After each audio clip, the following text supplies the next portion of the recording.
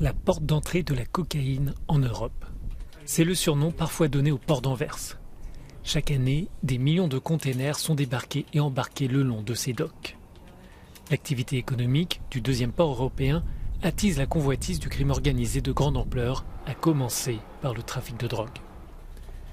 Des centaines de camions passent quotidiennement au rayon X à ce point de contrôle des douanes.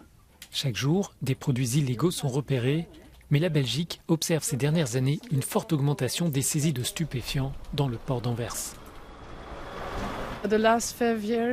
Nous avons battu des records au cours des 5 dernières années ici à Anvers. L'année dernière, 89 tonnes de cocaïne ont été saisies à Anvers. C'était une année très importante, mais nous voyons que les chiffres continuent d'augmenter. Pour chaque tonne saisie dans le port, 9 tonnes échapperaient au contrôle. Le gouvernement belge prend cette criminalité au sérieux et veut renforcer ses moyens. Nous recrutons actuellement 100 nouveaux agents pour les douanes et nous allons disposer de nouveaux appareils de contrôle directement sur les terminaux. Comme ça, nous pourrons contrôler 100% des containers à risque. Cette intensification de la criminalité s'accompagne d'une augmentation de la violence.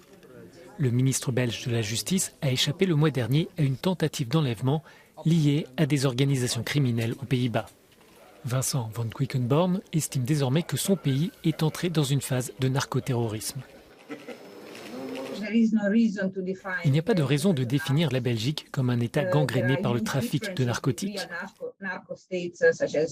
Il y a une grande différence avec un État narcotique comme par exemple le Mexique. En Belgique, aux Pays-Bas, l'administration a les mains propres. Il y a très peu de cas connus de fonctionnaires corrompus par le crime organisé. L'experte souligne que le record l'année dernière dans le port d'Anvers de saisie de cocaïne correspond presque à l'ensemble de la consommation dans l'Union européenne.